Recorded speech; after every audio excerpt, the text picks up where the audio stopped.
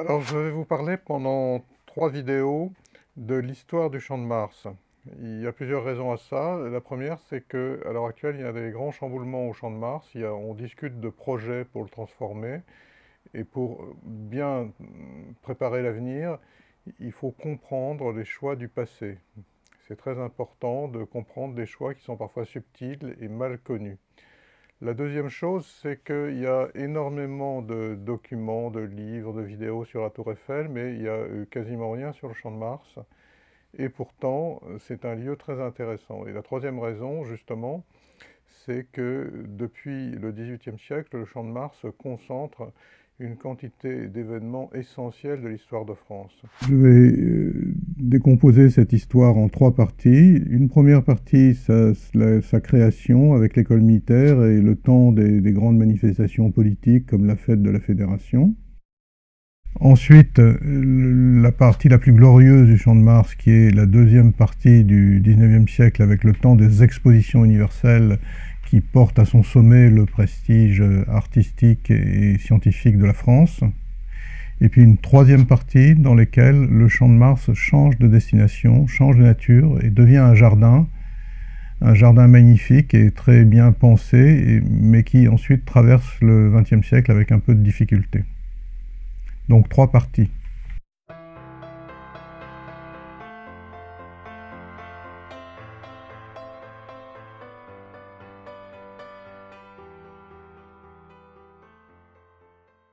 Alors, cette histoire, on va la commencer au début du XVIIIe siècle.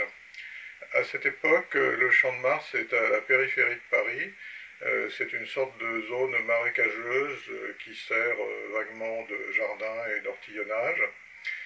Elle se signale par le fait qu'on y enterre une comédienne célèbre de l'époque qui s'appelle Adrienne Lecouvreur et qui est l'amante du maréchal de Saxe, qui est un grand militaire de Louis XV. On l'enterre parce que les comédiennes n'étaient pas enterrées dans des cimetières.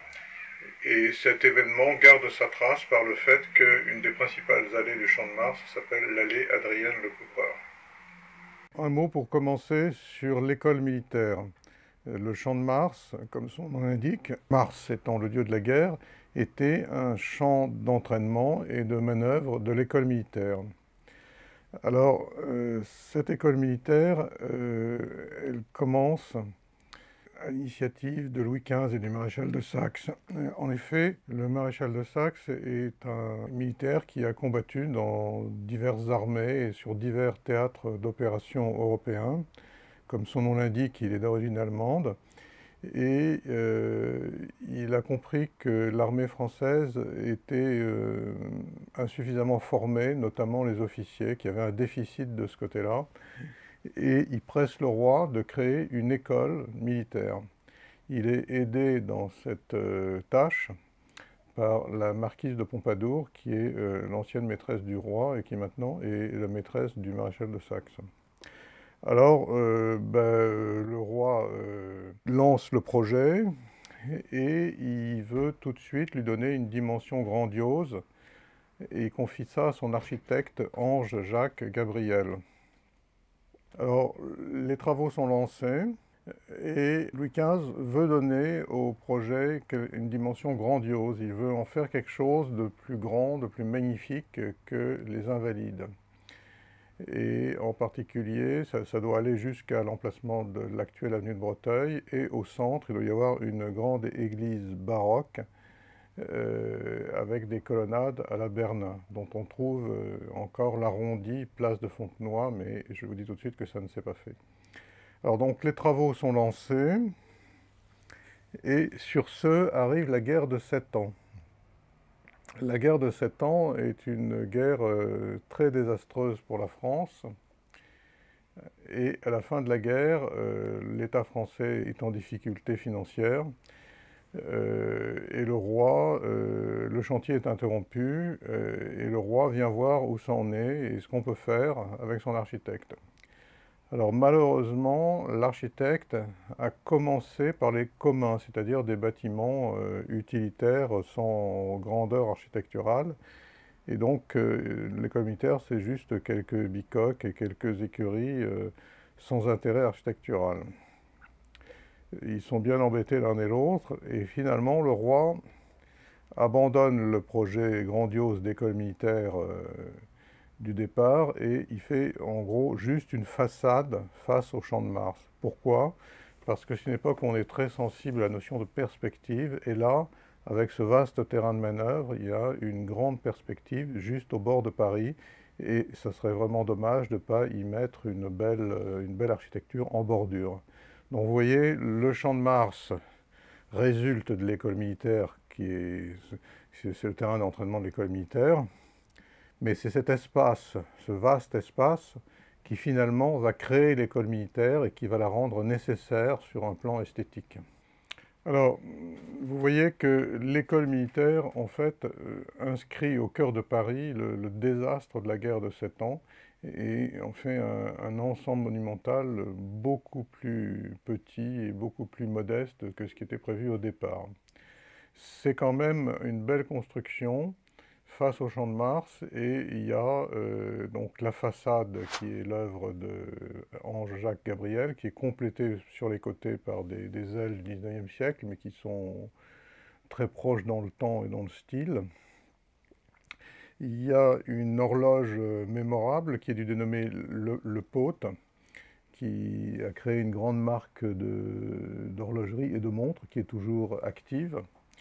Et puis vous avez des sculptures de Louis-Philippe Mouchy, qui est de l'entourage de Pigalle.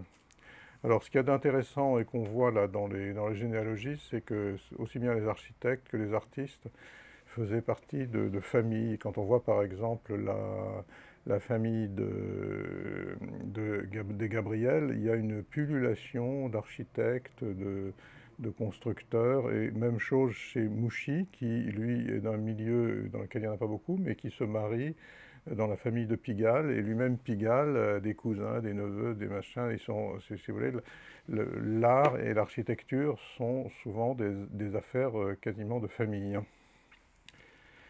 Alors, donc la défaite de la guerre de 7 ans a marqué l'école militaire, mais il y a deux autres défaites qui l'ont marquée. C'est d'abord la guerre de 1870, la défaite contre la Prusse. L'école militaire, entre-temps, était devenue une simple garnison. C'était son destin d'école nationale a très vite été abandonné avec la construction grandiose, et on est arrivé à la fin du 19e, en 1870. Et la défaite de 1870 à Sedan a fait prendre conscience à nouveau la France qui avait besoin d'une école militaire d'excellence. Et c'est à ce moment-là que l'État a réinvesti l'école militaire qui, à l'heure actuelle, comporte un certain nombre de hautes écoles d'enseignement et de recherche. Alors ensuite, il y a une sorte de défaite qui est d'un autre ordre, mais qui a beaucoup compté, qui est d'ordre moral, qui est l'affaire Dreyfus. C'est à cet endroit, ainsi qu'aux Invalides, qu'a été dégradé et réhabilité le capitaine Dreyfus, et c'est une affaire évidemment qui a beaucoup contribué à constituer une sorte de réflexion collective sur les valeurs de la République. Le Champ de Mars, avec la Révolution et l'Empire, devient une sorte de vaste espace libre juste au bord de Paris, et donc c'est naturellement là qu'ont lieu un certain nombre de grands rassemblements ainsi que de grandes fêtes organisées par les régimes qui succèdent. Alors, l'une des grandes manifestations les plus importantes a été la fête de la Fédération. Alors, cette fête de la Fédération intervient le 14 juillet 1790, c'est-à-dire un an après la prise de la Bastille.